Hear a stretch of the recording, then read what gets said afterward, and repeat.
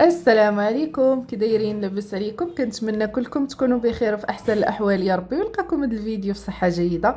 مرحبا بكم في مطبخ ام حمدان. الوصفه ديال اليوم ان شاء الله غادي نحضر معكم الحريره المراكشيه. شي حاجه اللي كتجي حتى هي زوينه، مع واحد السر اللي كيعطيها بنه في بنه، وكتجي لذيذه بزاف. غادي تجربوها بهذه الطريقه ان شاء الله غادي تعجبكم.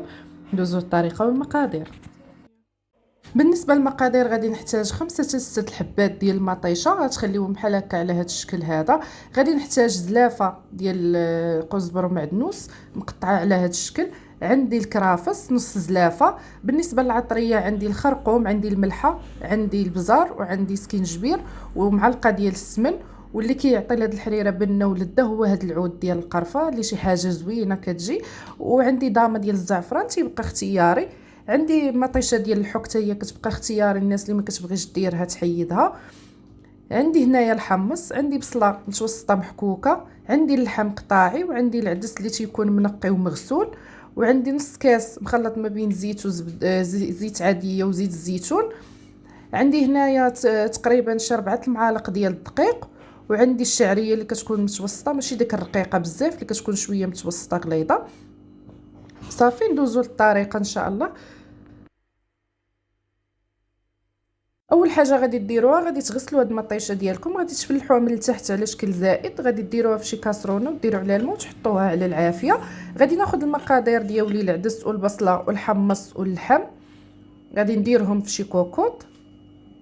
غادي نضيف عليهم الزيت اللي مخلطه ما بين زيت الزيتون وزيت عاديه، القزبر والمعدنوس، كرافس.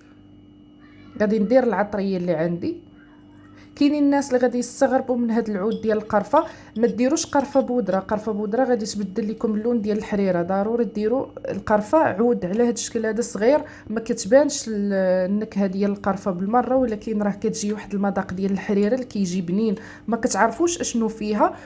والسر ديالها هو هذا العود ديال القرفه، هو اللي كيعطيها واحد اللذه. صافي كيف ما شفتوا مطيشه رانا حطاها كتغلي حدايا تمايا. وهنايا الكوكوط ديالي شحرتها غير واحد شويه صافي، وضفت على اطرو ديال الموس ديت عليها، غنسد عليها مده 20 دقيقه. المطيشه ديالي بعد ما غلات على هذا الشكل هذا غادي نبدا نحيد لها في القشره ديالها. شفتوا كيفاش كتحيد القشره ساهله، وكتكون طابت ليا واحد شويه. صافي حيدت ليها القشره كامله على هذا الشكل، وغادي نطحنها. غادي نخلي لها نحيد منها شويه ديال الماء ونخلي شويه ونطحنها. هنايا بعد ما دازت 20 دقيقه في الكوكوط ديالي طفيت عليها. كيف ما شفتوا العدس والحمص راه باقيين حبه حبه، ما تعجنوا ما حتى شي حاجه. 20 دقيقه كافيه كيطيب لكم اللحم وكيطيب لكم الحمص. غادي ندير هذيك المطيشه اللي قلت لكم طحنتها، غادي نزيد داك الحك ديال المطيشه صافي، وغادي نحرك غادي نحرك الكوكوط ديالي. غادي نبقى نحرك فيها حتى يذوب ليا ديك المطيشه، ومره مره نبقى نحركها حتى تغلى. عاد غادي نضيف عليها الشعريه تقريبا الجهد ديال 4 المعالق حتى ل5 كبار. صافي غادي نحرك على هذا الشكل. هنايا عجزت نهز التليفون الجهه الاخرى قلت نخلط قدامكم. هنا درت شويه ديال الماء، ضفت عليه تقريبا 3 حتى 4 المعالق ديال الدقيق صافي. وغادي نضيفو هنايا بعد ما حسيت الكوكوط ديالي غلات. كيف ما شفتوا راها كتغلي، وشوفوا اللون ديالها شحال كيجي زوين بديك مطيشه اللي ما كطيبش معاها، كطيب بحدها، كتعطي واحد اللون زوين في الحريره. عاد غادي نضيف هنايا الدقيق. غادي نبقى نضيف الدقيق بشويه بشويه، ما ديروش الدقيق دفعه وحده. راه تقدروا دوك 4 المعالق ما ديروهمش كاملين، على حساب كل واحد وكيفاش كيبغي الحريره ديالو، ثقيله ولا تكون خفيفه. صافي بقيت كنحرك.